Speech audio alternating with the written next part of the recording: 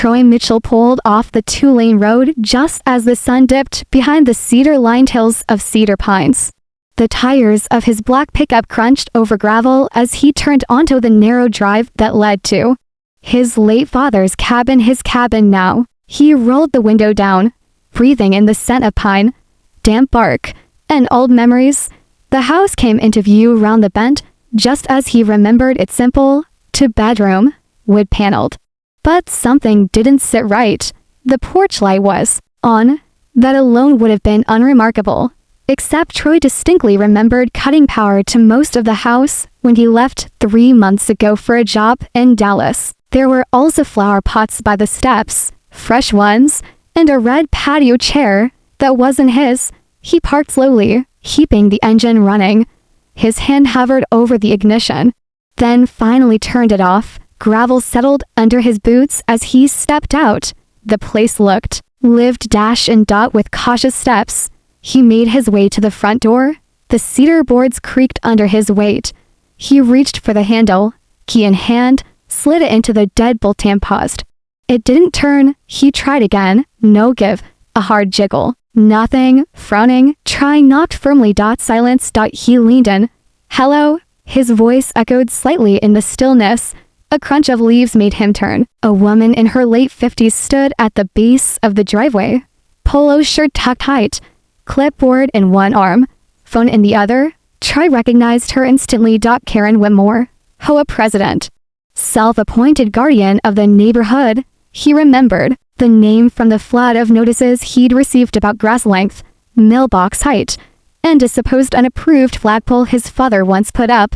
She raised her voice as she approached. Can I help you? Troy blinked. Yeah, I live here. Her brow furrowed like he'd just spoken in another language. No, I don't think so. This property has been under review by the HOA for abandonment. Excuse me. Troy stepped down off the porch. This is my house. My name's Troy Mitchell. I inherited it after my father passed last year. Karen didn't flinch. And yet, it's been vacant for months. We've had to step in to prevent neighborhood depreciation. You what? She pulled her phone from her pocket, tapping quickly. I'm calling 911. You need to step back. Troy's jaw dropped. You're seriously calling the cops? For what? Trying to go into my own home? You're trespassing, she said coldly. You're not listed as the current resident. I am the owner. Karen held the phone to her ear, turning her back. Yes. Hello, Cedar Pines HOA reporting a break-in. Troy took a deep breath and stepped away from the porch. His heart was pounding not from fear, but from disbelief. He looked around, hoping someone else was witnessing this. But the neighboring houses were dark, windows shut, curtains drawn. 10 minutes later, the glow of red and blue lights painted the trees as a police cruiser pulled up. Officer Delgado emerged. Calm, but guarded. Evening, sir.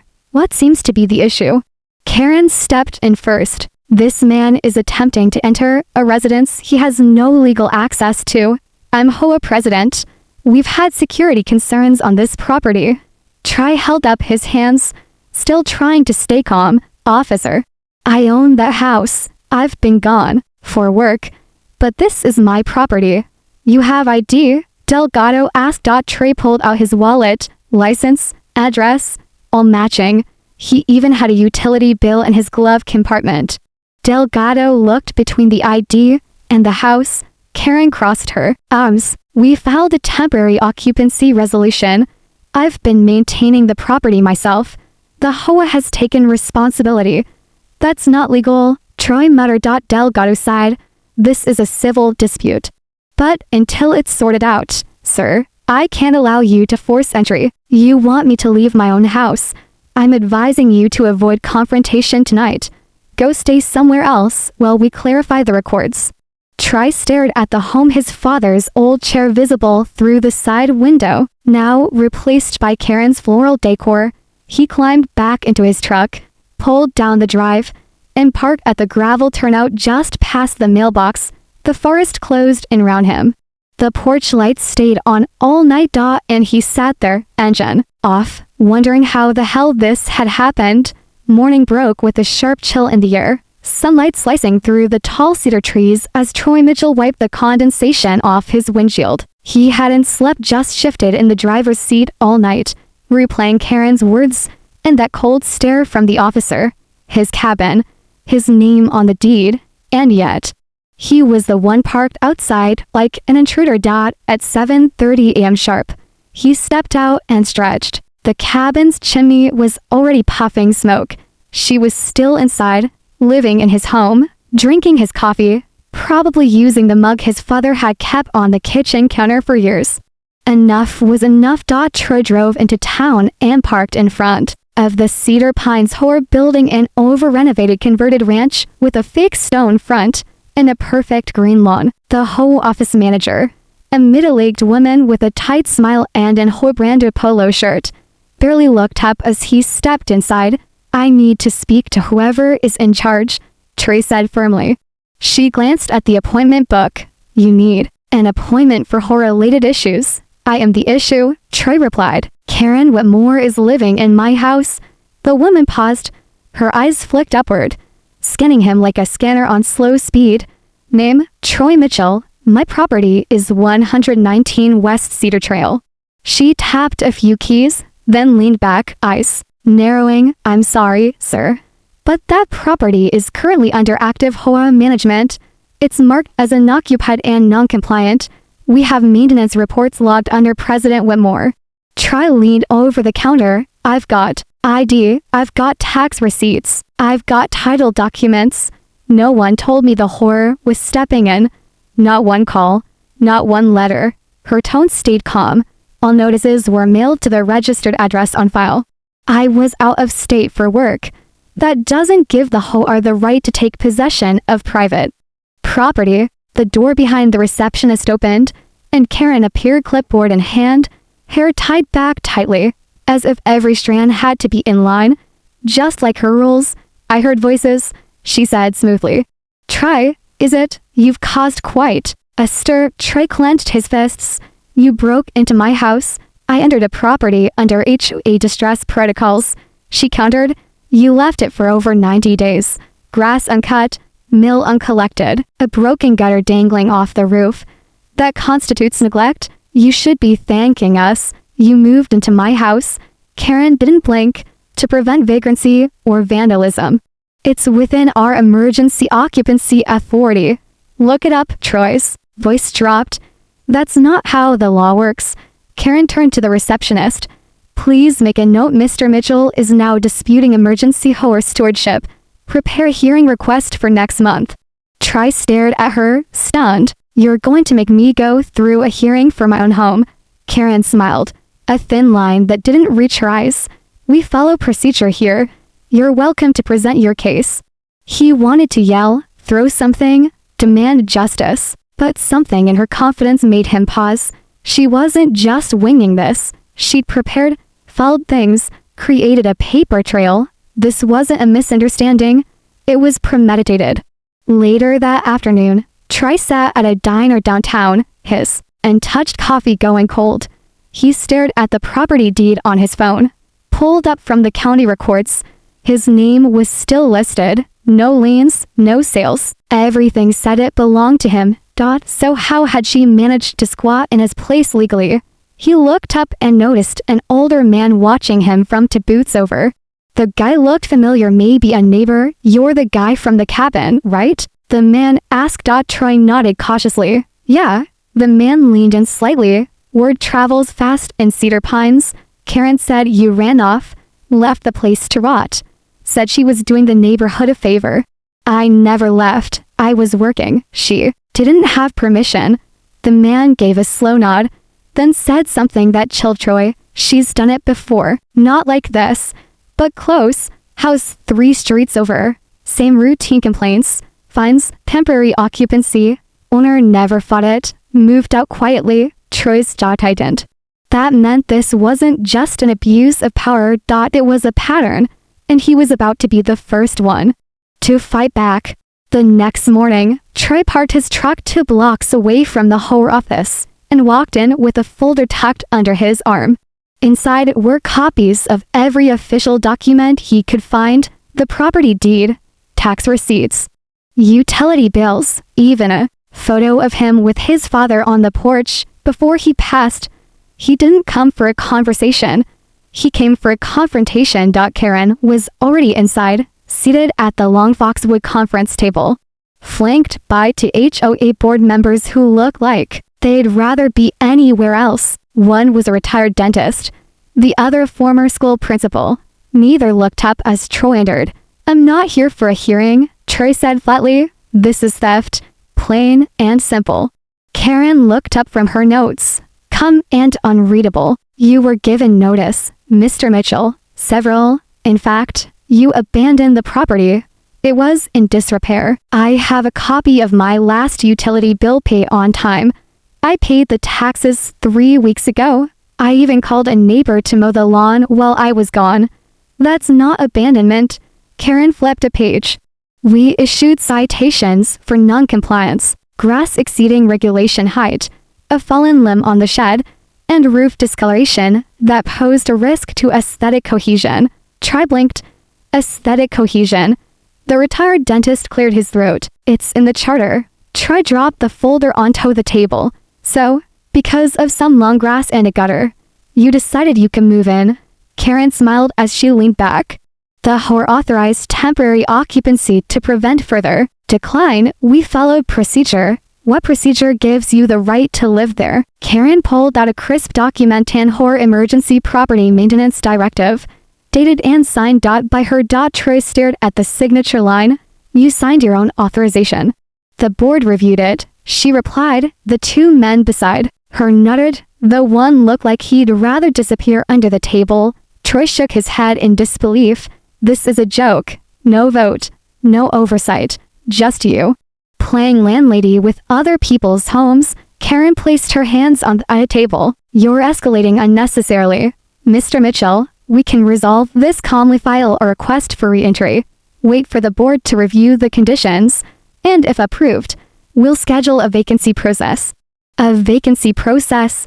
he repeated. "For my own house."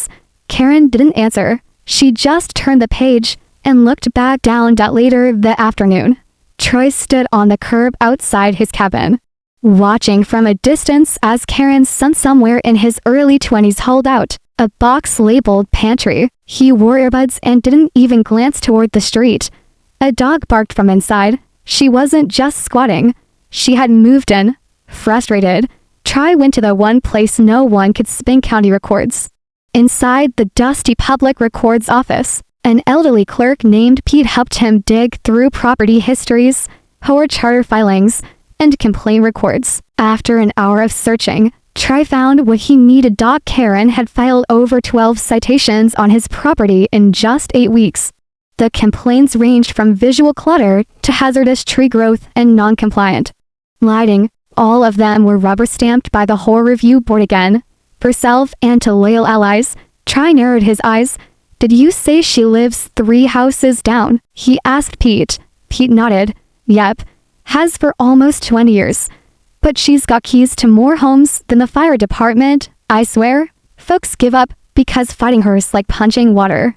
"Not me," Troy said.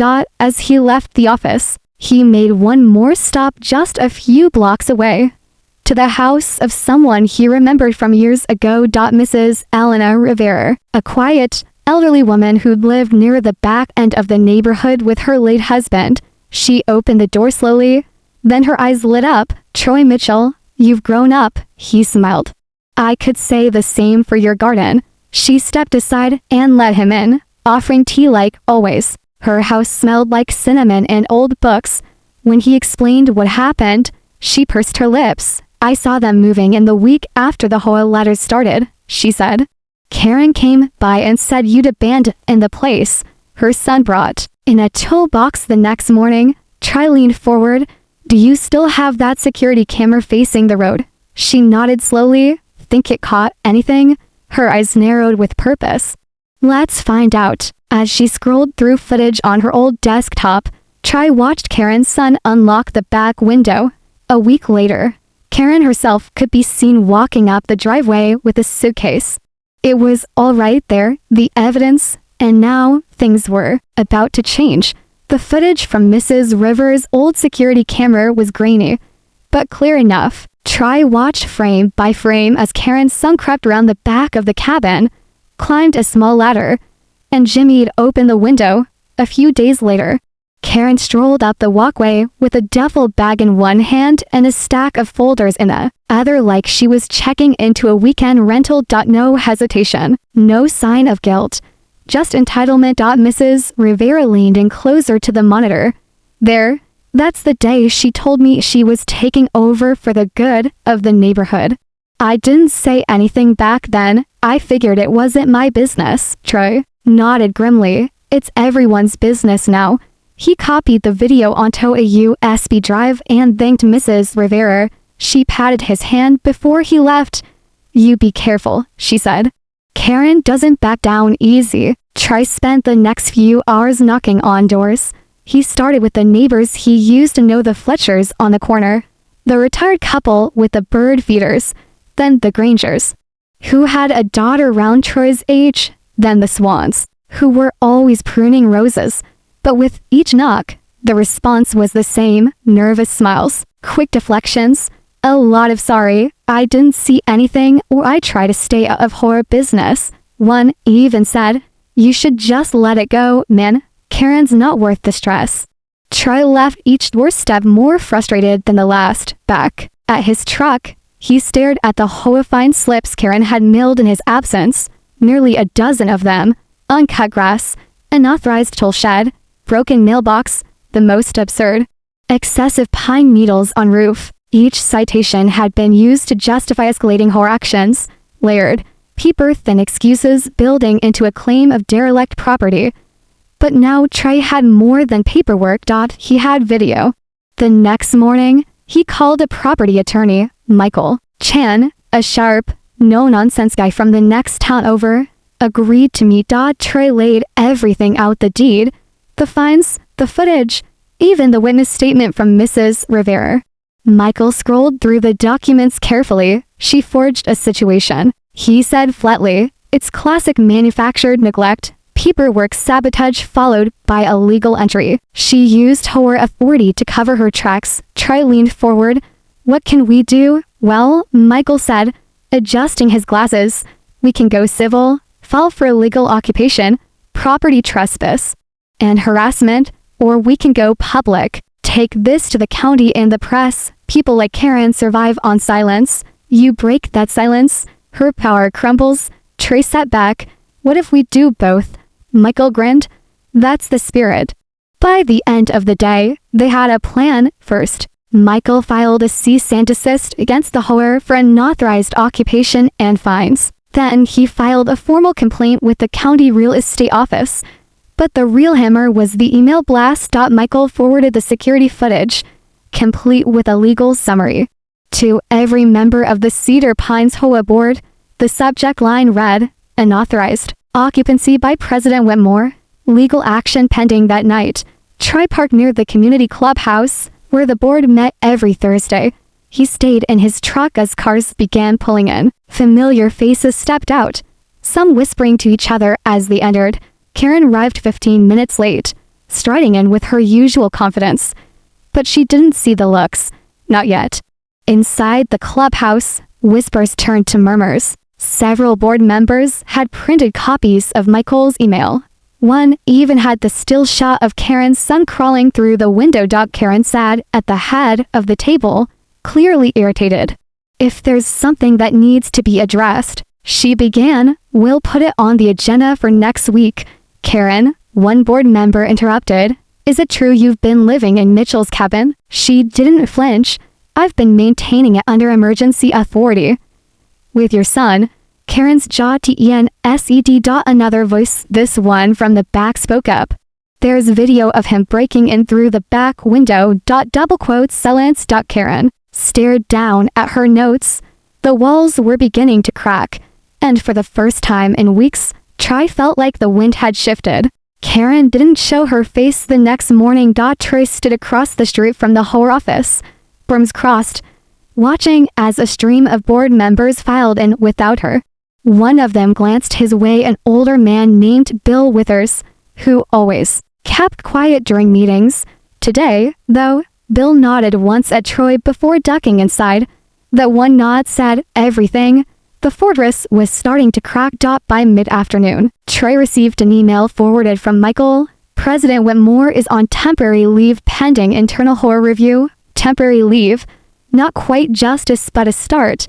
Still, the house wasn't back in his hands. Not yet. He returned to the cabin that evening, cautiously pulling up the drive. The lights were off. No movement inside. He stepped from the truck, approached the porch, and tried the front door again. Still locked. But there, taped to the window, was a new notice, this time from code enforcement. Violation. Non-conforming window trim. Fine. $275. Deadline. 7 days. Troy blinked at the paper, then noticed two more stuffed into the mailbox. Improper lawn equipment storage. Unapproved paint on door shade deviates from community standard gray combined total. $1. 400 in new fines. His mouth fell open. You've got to be kidding me. She might have been temporarily removed from her title, but she wasn't gone. Karen was still pulling strings. Troy marched into City Hall the next morning, documents in hand, asking for the head of code enforcement. He got bounced around 3 departments until someone finally agreed to speak. Deputy Director Susan Hargrove. She looked through the stack of violations, frowning as she flipped each one. These all came through in the last 48 hours, correct? Troy said, and they were submitted by a suspended horror president. Susan's brow furrowed. That's highly irregular. She's retaliating, Troy added. I exposed her, and now she's using her connections to keep me off my own property. Susan made a note. Let me look into the authorization chain for these. If your claims check out, we'll rescind them. Troy exhaled slowly. Thank you. But inside, frustration still boiled. Every step forward came with a slap backward. That evening, he returned to the cabin again, this time with Officer Delgado. The same officer who'd initially told him to leave weeks ago. Delgado reviewed the footage Mrs. Rivera had given them, read the legal documents Michael prepared, then nodded. County record shows your deeds active. She was never authorized to enter without consent or court order. So, what now? Troy asked. We'll give formal notice. She's got 72 hours to vacate. Troy swallowed hard. And if she doesn't, Delgado gave him a look. Then we'll help her out the door. Karen's car was gone that night. Troy sat in his truck, watching the house from the shadows like he had so many times before. He didn't go in yet, not until it was official. But he allowed himself a small smile. She was on the run. Inside, he could see the silhouette of someone moving quickly. Her son, most likely, packing boxes. The next morning, the front door was wide open. Troy approached carefully. The place smelled like cleaning products and burnt coffee. Karen was inside, boxing up books from the shelf. She looked up, but didn't say anything. I came to check if you'd left anything, he said flatly. She dropped a book into a boxer. Little harder than necessary. This didn't have to be like this. You broke into my home. Karen didn't answer. She closed the box and pulled the flaps shut. I was protecting the neighborhood, she said. You don't understand how easily things fall apart when no one takes responsibility. Troy stared at her, stunned. You lied, he said. You forged complaints. You filed citations. You broke in. You squatted. Karen's face remained cold. And yet you're the one with the lawyer. He took a deep breath, forcing calm. You've got 72 hours. Then it's not just a civil matter. Karen turned her back and resumed packing.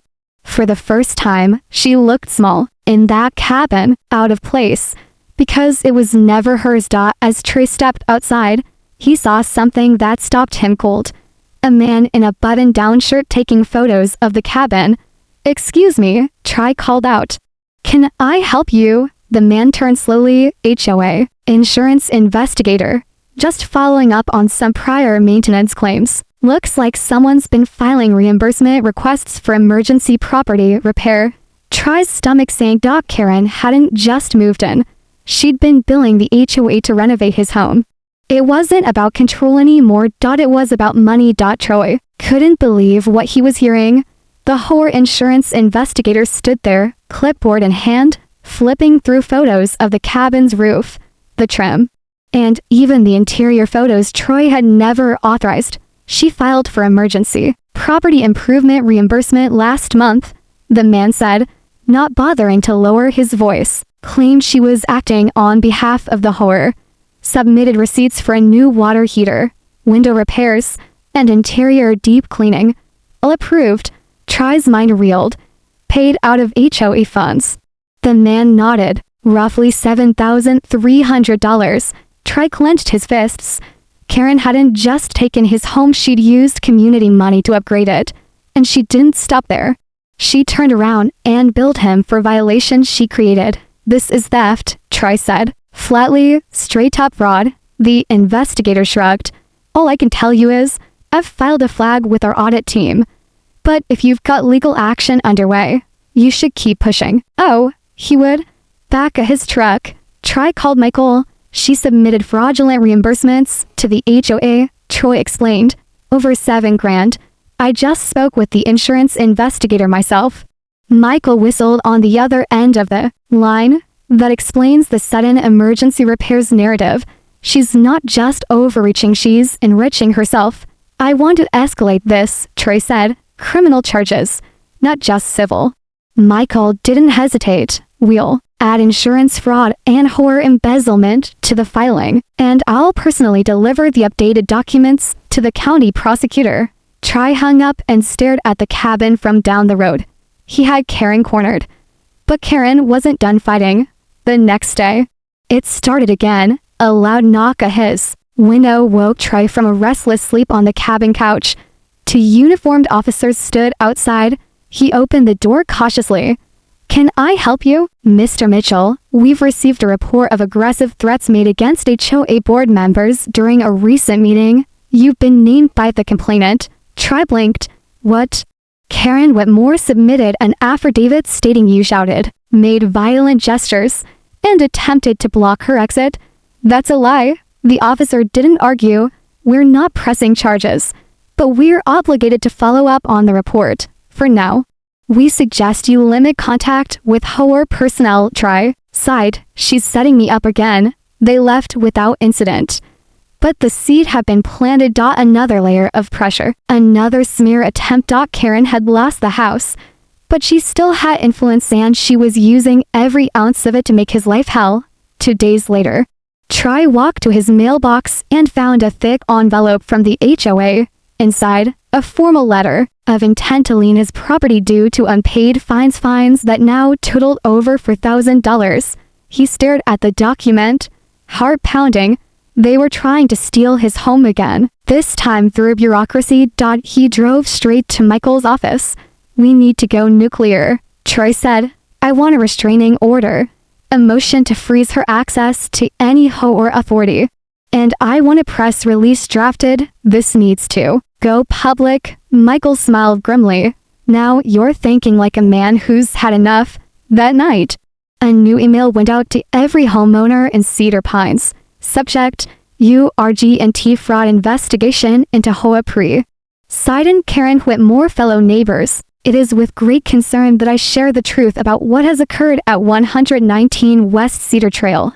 Karen Whitmore, while acting as HOA president, entered and occupied my home without consent. She filed false citations, submitted forged complaints, and received horror insurance reimbursements totaling over $7,000.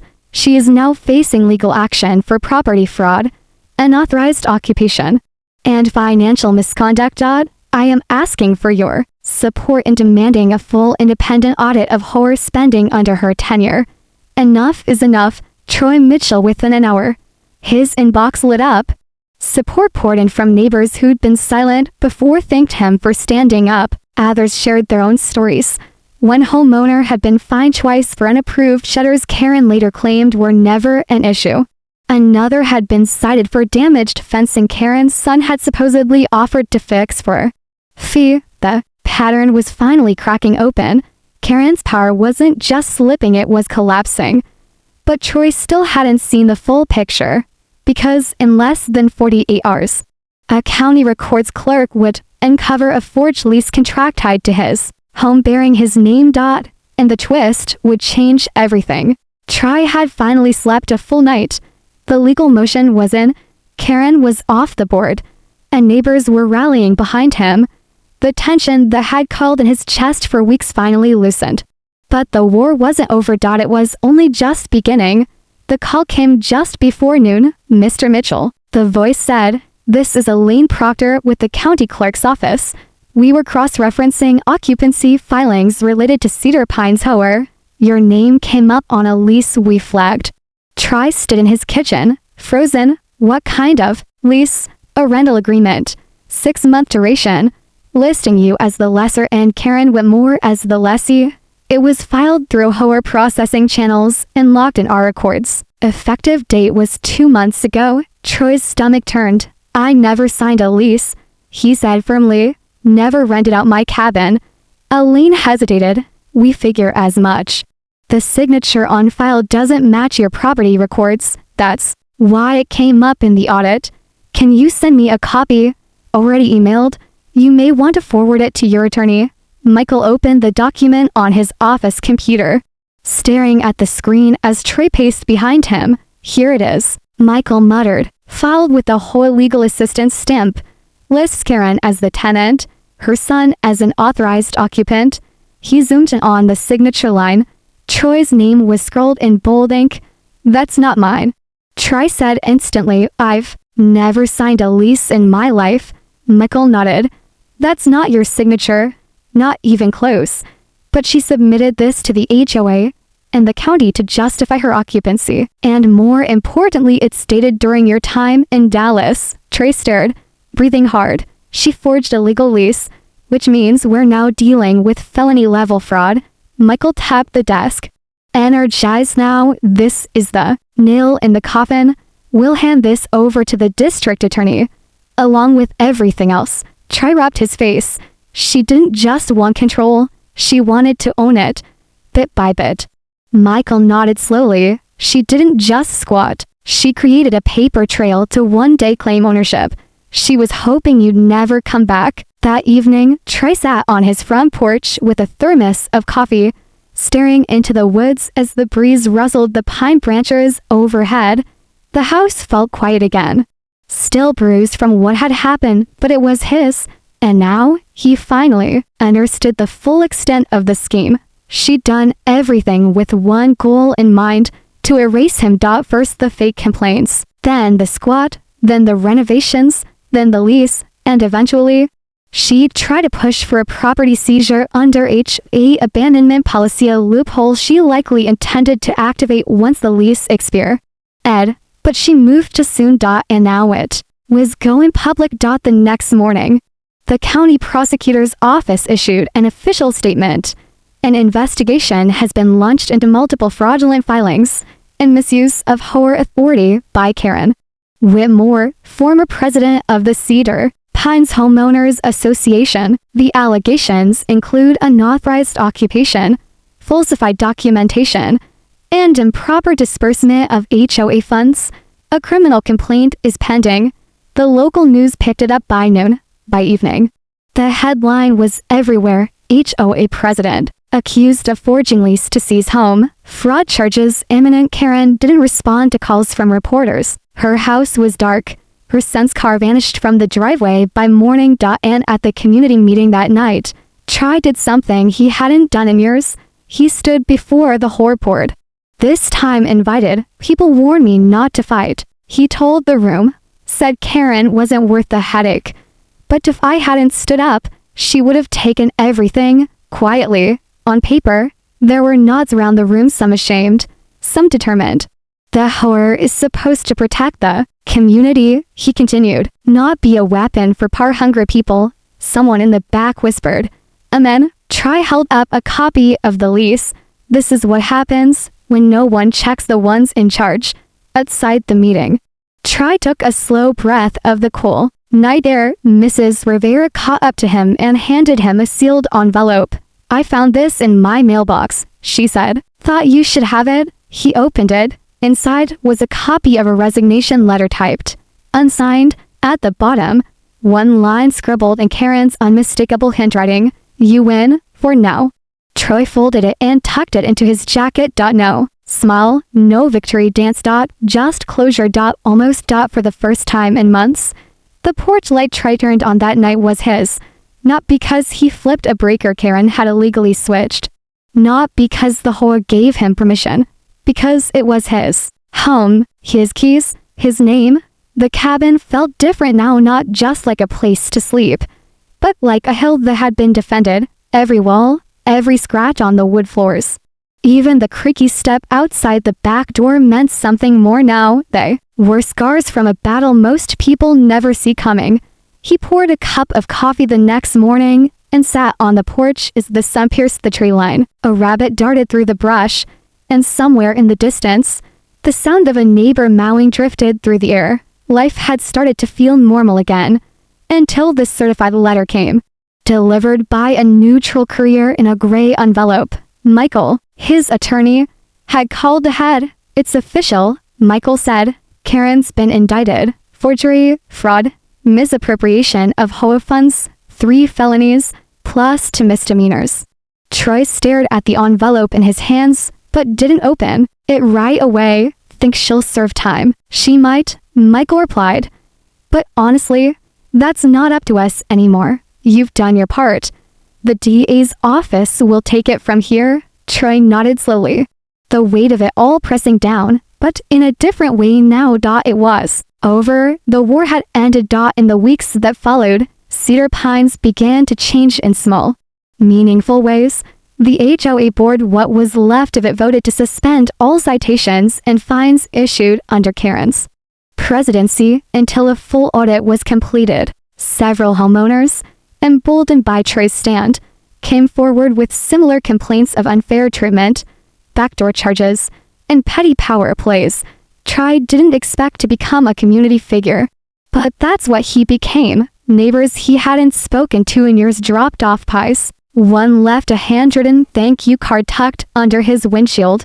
Elena Rivera, the woman who'd helped him uncover the camera footage, started walking the block again, saying she felt safer knowing someone had finally stood up.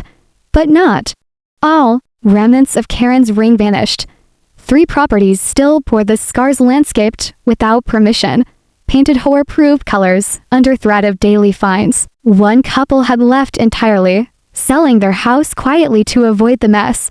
And then there was Karen's house sitting quiet, unlit, with the grass slowly overtaking her once immaculate walkway. Late one evening, as Troy locked his front door, headlights flashed up his driveway. A sleek black sedan stopped short near his mailbox, and a woman stepped out in silence. Karen. Her hair was tied back, and she wore no makeup. She looked different, smaller, somehow tired. Troy stood still on the porch, arms crossed. She said nothing at first, just stood by the open car door like a shadow trying to take shape. "I didn't come to argue," she said finally. "I just wanted to see it." Troy didn't answer. She looked up at the cabin. "I thought it would be simple, a vacant house, forgotten, easy to justify." He narrowed his eyes. "It was never forgotten. You just hoped no one would come." "Beck." Karen gave a faint nod, then pulled something from her pocket and set it gently on the edge of the mailbox. She turned without another word, climbed into her car, and drove away. Troy waited until the taillights disappeared down the road before walking to the mailbox. It was a copy of his father's old property deed, the original, from 1978, the one that had hung on the wall until Karen moved in and everything changed. He hadn't even realized it was missing. He stood there for a long moment, then brushing over the corner of the frame. Before carrying it inside, months passed. Troy installed a new mailbox, repainted the front door not Hoa gray, but the same dark green his father once chose. He replaced the porch swing, repaired the roof himself, and started building a small shed in the back, this time with proper permits, and not from HOA approval. Neighbors stopped by to lend tools, share stories, or just say hi. And at the full HOA election, Troy was nominated by 10 separate neighbors to join the board. He declined. "I didn't fight to be in charge," he told them. I fought to be left alone. They understood. On a quiet evening, as golden light pulled across the cedar floorboards and wind rustled through the trees, Troy sat with a beer in hand, watching the fire crackle. The cabin was his again. No alarms. No notices. No fake leases. No fear. Just peace. And this time, it would stay that way.